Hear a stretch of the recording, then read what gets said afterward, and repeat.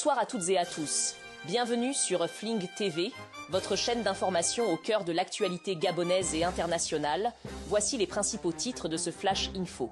Premier titre, les causeries politiques du Front de Libération Nationale du Gabon, le Fling, en Europe. Les responsables du mouvement poursuivent leur tournée de rencontres avec la diaspora gabonaise. Deux importantes causeries politiques sont annoncées. La première se déroulera à Bruxelles, en Belgique, le vendredi 24 juillet 2026, de 18h à 21h. La seconde aura lieu à Lille, en France, le samedi 25 juillet 2026, de 15h à 18h. Ces rencontres seront animées par le journaliste Olivier Dossou, de Sibican Media. Ces rencontres permettront aux dirigeants du Fling de présenter leur vision politique et de répondre aux préoccupations des citoyens sur les perspectives d'avenir du Gabon. Le Front de Libération Nationale du Gabon informe l'ensemble des Gabonaises et des Gabonais que la fiche officielle d'adhésion au mouvement est désormais disponible. Les personnes souhaitant rejoindre le Fling peuvent télécharger gratuitement cette fiche sur le site officiel www.fling-web.com. Cette plateforme permet à chaque citoyen de s'informer et de participer à la dynamique de refondation nationale. Le mouvement invite tous les citoyens à adhérer. Troisième titre, décryptage du discours sur l'état de la nation du président par défaut du Gabon, Brice Clotaire Oligui Nguema. Le 15 juin 2026, Brice Clotaire Oligui Nguema a prononcé son premier discours sur l'état de la nation devant le Parlement réuni en congrès. Si on peut reconnaître quelques points forts, il a malheureusement beaucoup plus de points faibles qui poussent à la conclusion d'une adresse populiste et démagogique. Mesdames et messieurs les parlementaires, vous étiez tous au dialogue national. Revenez sur ce qui a été retenu par le peuple gabonais. S'agissant du Parlement, la nouvelle Constitution renforce les pouvoirs de la représentation nationale en mettant entre vos mains, mesdames et messieurs les membres du Congrès, le pouvoir d'interpeller les ministres et de recommander même au chef de l'État que certains d'entre eux soient démis de leurs fonctions en cas d'agissement contraire à l'éthique. Que mon mandat ne sera pas celui des fausses promesses et des maquettes, mais plutôt celui de la responsabilité, de l'action et du bâti. Je ne suis pas un président des maquettes et des présentations visuelles ou des New York Forums. Non, je suis un président bâtisseur et pragmatique. Sur les points forts, il y a une reconnaissance des déséquilibres internes comme héritage relatif à la dette abyssale, à la corruption et au chômage. De même, il y a une vision de rupture économique avec le principe de la transformation locale des matières premières dans une optique de création d'emplois. Enfin, ce discours a révélé la poursuite d'une nouvelle posture internationale avec la candidature pour abriter le sommet de l'Union africaine en 2027. Si tels sont les points à mettre au crédit du discours, ceux à mettre au passif sont nettement plus nombreux, tant sur la forme que sur le fond. Sur la forme, ça a été un discours avilissant, truffé de fautes grammaticales et empreint de plagiat par rapport au discours sur l'état de l'Union américain. Ce discours a révélé un manque de compétences en termes de savoir-être, marqué par l'injure facile et le recadrage humiliant du ministre de l'économie. Il a également montré un président ignorant de son propre régime de présidentialisme, confondant les rôles et instruisant un chef du gouvernement qu'il est lui-même. J'ai vu le compte-rendu de mon ministre des Finances, qui arrivait tout joyeux dans mon bureau et me dire Monsieur le Président, la centrale d'achat a marché. En un jour, tous les produits sont partis. Les Gabonais sont fiers, on a baissé les prix. Il y en a qui ont payé 10 sacs de riz, 15 cartons d'huile et autres. Et je lui ai dit, mon petit, est-ce que vous avez fait l'armée? Est-ce que vous étiez au renseignement? Il m'a dit non. J'ai dit, ben, tous ceux qui ont payé ces produits, c'est parce qu'ils sont allés redonner au boutiquier du quartier. C'est le boutiquier du quartier qui les a sponsorisés.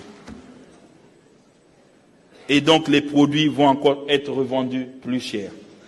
Quand tu vois un Gabonais venir payer 15 sacs de riz, est-ce qu'il mange 15 sacs de riz en un mois?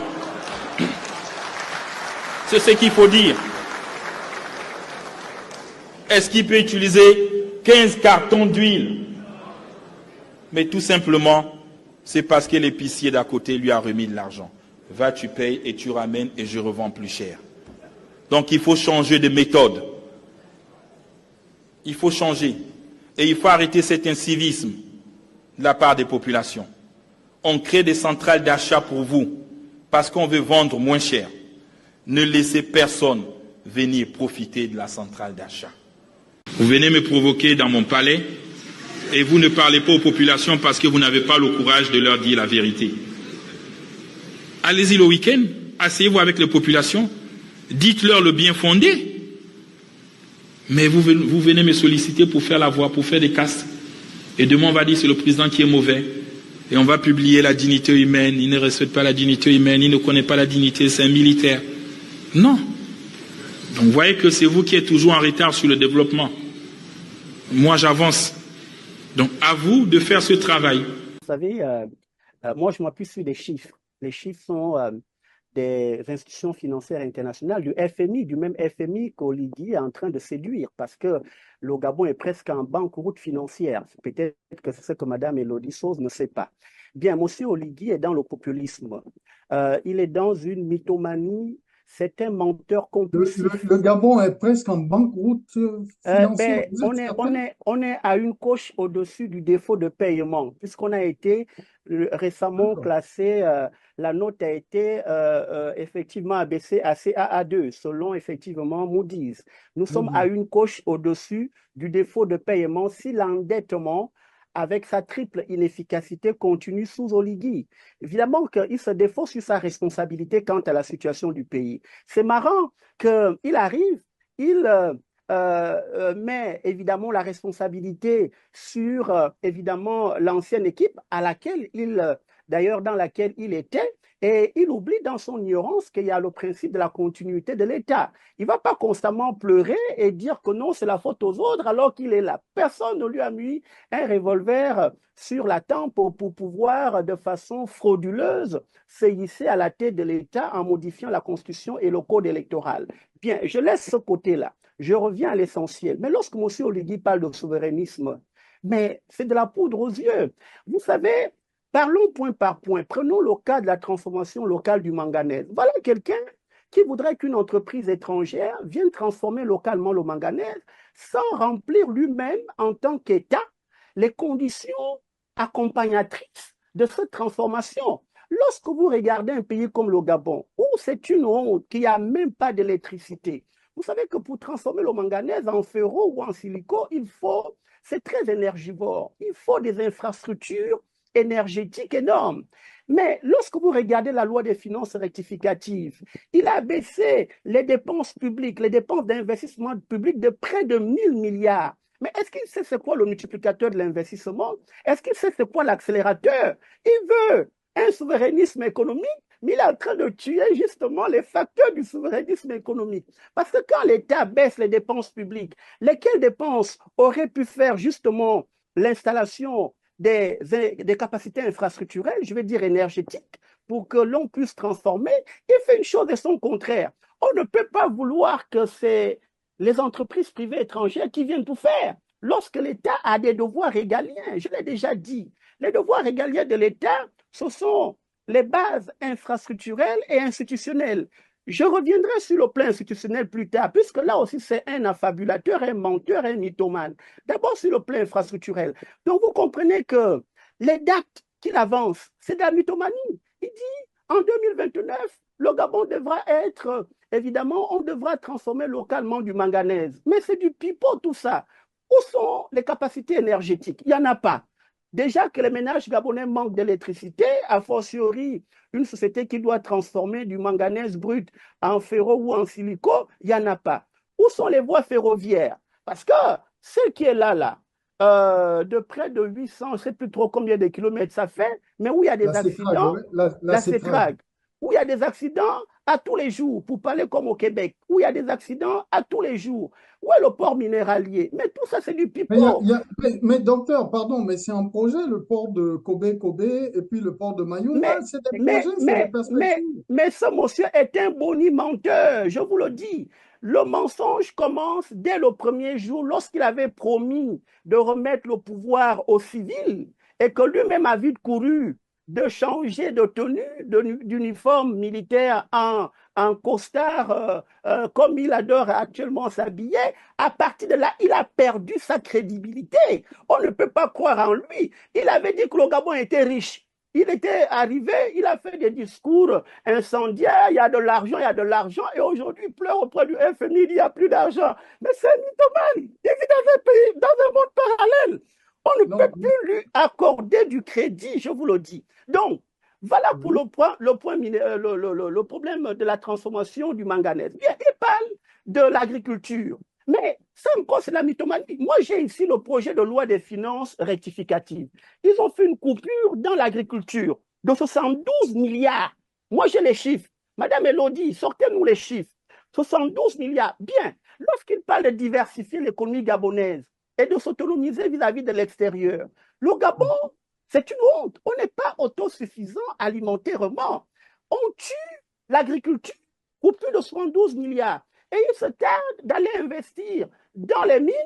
En fait, il s'enfonce, ou il enfonce encore l'économie gabonaise dans le syndrome hollandais. En fait, on passe d'une économie, et là je rigole, quand j'ai entendu quand j'ai entendu Madame Elodie Sauce dire que oui, on sort du pétrole, mais non, on ne sort pas de la rente naturelle. On passe simplement d'une rente pétrolière à une rente minière dont on connaît les impacts négatifs en termes de syndrome hollandais et en termes de hausse du coût de la vie au travers des effets dépenses et des effets revenus. Voilà ce qu'on peut dire sur ce premier point. Je reviendrai plus en détail sur d'autres points. Tout cela est de la mythomanie. Entre les promesses et les réalités sur le terrain, il y a un gros écart. Il y a des coupures qu'il fait alors qu'il promet faire telle chose, mais il fait des coupures budgétaires sur ces points essentiellement. C'est la danse du crabe, finalement, dans la mythomanie de l'homme. Sur le fond, on note l'instrumentalisation de la justice et la violation permanente des libertés publiques, notamment l'incarcération de Bob Mengomé. La situation réelle du pays est marquée par une dette souveraine explosant à plus de 10 000 milliards de francs CFA et un chômage touchant 60% des actifs. Enfin, ces annonces mensongères sur le social sont contredites par des coupes budgétaires drastiques pour les familles, les universités et la gratuité des accouchements. Quatrième titre, l'affaire OpenLux. Fling TV reviendra également sur cette enquête internationale qui continue de faire l'objet de nombreuses interrogations. L'enquête évoque d'importants patrimoines immobiliers attribués à Marie-Madeleine Mborantsuo ainsi qu'à son fils Anjoua Bongo. Blanchiment. Fabrice Bongo rattrapé par une enquête ? Une nouvelle investigation menée par l'OCCRP en partenariat avec le journal Le Monde a révélé que Fabrice Albert Bongo, fils du défunt président gabonais Omar Bongo, a acquis pour environ 15 millions de dollars de biens immobiliers à Dubaï entre 2020 et 2023, alors qu'il occupait le poste de directeur général du budget et des finances publiques au Gabon. Les journalistes ont découvert que ce dernier possédait 43 appartements à Dubaï, alors que les barèmes salariaux officiels indiquent que les hauts fonctionnaires ne gagnaient qu'environ 1 900 dollars par mois. Le rapport l'associe également à des sociétés au Luxembourg, où les autorités chercheraient des preuves sur des infractions présumées, notamment le blanchiment d'argent, la fraude fiscale et la falsification de documents. Si le document confirme les faits, le protagoniste, quant à lui, n'a toujours pas répondu aux questions envoyées par mail. Notre rédaction analysera les implications en matière de gouvernance, de transparence financière et de lutte contre les détournements des deniers publics. Cinquième titre, la crise institutionnelle à l'université Omar Bongo de Libreville. Nous reviendrons sur la guerre qui oppose le CAFAGE au CAMES. Au cœur de cette crise figurent des divergences sur la gouvernance universitaire, la reconnaissance académique et l'organisation de l'enseignement supérieur. Nos équipes continueront de suivre de près l'évolution de cette situation afin de vous apporter une information fiable, rigoureuse et actualisée. C'était votre Flash Info sur Fling TV. Pour rester informé en temps réel, retrouvez-nous sur nos plateformes officielles, flingtv.org et fling-web.com. Abonnez-vous, partagez nos contenus et activez les notifications afin de ne manquer aucune de nos publications. Merci de votre confiance. Je suis Carole Revignet, excellente soirée à toutes et à tous. À très bientôt sur Fling TV, la voix de l'information libre.